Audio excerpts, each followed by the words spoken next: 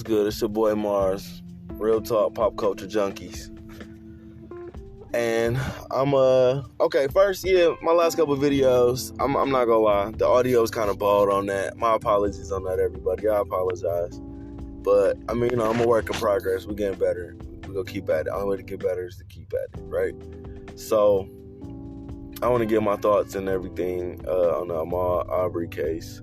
I want to give my thoughts on the Karl Rittenhouse Jr. Rittenhouse, I don't know if it's Rittenhouse Jr. I don't know. I think we started saying long-ass names like that. You want to add Jr. to it. But the Karl Rittenhouse case, the Ahmaud Arbery case, and this Astroworld shit. Because, I got a video out here, but the audio is kind of shitty on it. Long story short, the Astroworld shit just seemed to come out of the middle of nowhere. Like I said, everybody want to take this nigga Travis Scott down. They were trying to come for Drake and shit like that or whatever.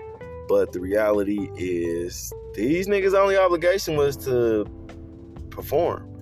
And your obligation as a fan was to fucking comply with the security. Nah, the venue, excuse me, the venue was supposed to be responsible for making sure that they had adequate security for the people that was coming, for the number of people that was coming. Nobody's holding the venue accountable. Nobody's holding the security accountable. Nobody's holding the goddamn people that went crazy in that bitch accountable. And I think that's some bullshit. I think that's some utter bullshit because, that's what I'm getting to about this Rittenhouse and this Ahmaud Arbery case. So, with the Ahmaud Arbery stuff, we found out that he was doing a little bit more than jogging. He was apparently, I don't know what the fuck he was doing, but they got him on video in a under construction house or whatever. And this black dude, all white neighborhood or whatever the fuck the situation was. It didn't justify this man being hunted down and murdered, chased, and all that shit. It's very similar to the Trayvon Martin situation where, like I said, they deputizing white motherfuckers and shit like that or whatever. But nobody's holding the people that trample people accountable. Nobody's holding, you get what I mean? But the brown people, hey, even if you just seemingly minding your own motherfucking business, you get what I mean?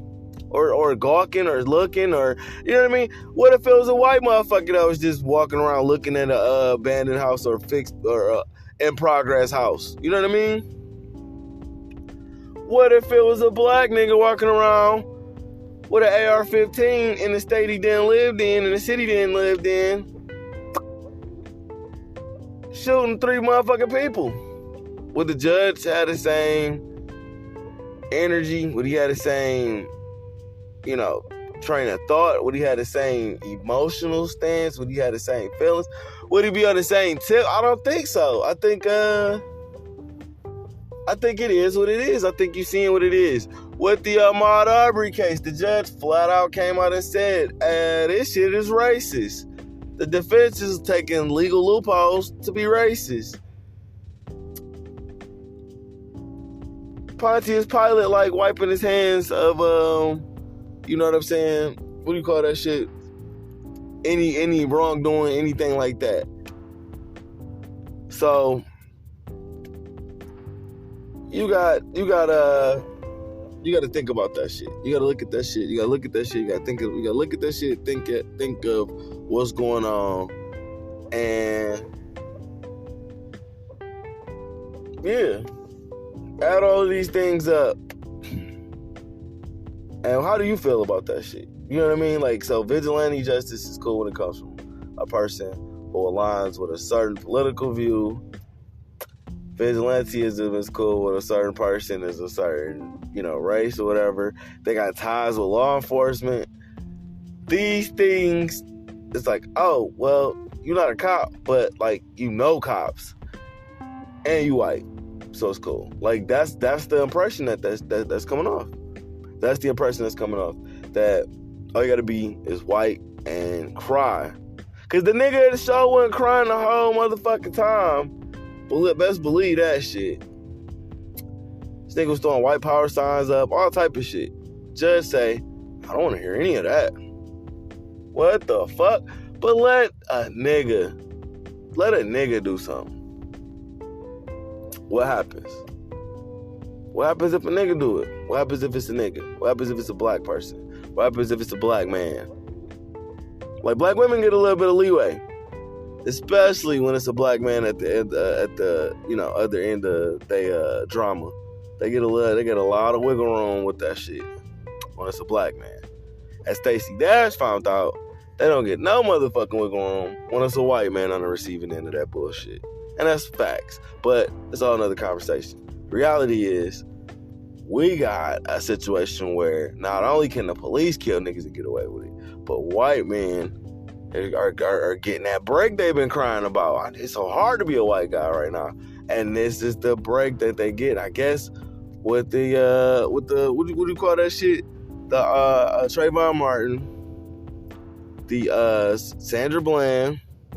It's a list of people that then got like murdered, you know what I mean, and killed or whatever, and they murderers then got away and walked away and you know what I'm saying, scot fucking free. They done got away scot fucking free, and y'all distracted by the celebrity. But he's a celebrity. That's the thing. What if the judge in the OJ Simpson case had the same energy as this judge in this Rittenhouse case? What if the judge had the same energy, dog? You feel me? So is Rittenhouse the new OJ Simpson, bro? Like, for real? Is he the new OJ? Like, for real? Think about that shit. Remember how mad and hurt white people was when OJ got off? But like, if Rittenhouse get off, it's like, hey. I mean, like, dog. Like, listen, these is white people that got killed at a Black Lives Matter rally. Think about that. These white people that got killed at a Black Lives Matter rally, white people got killed.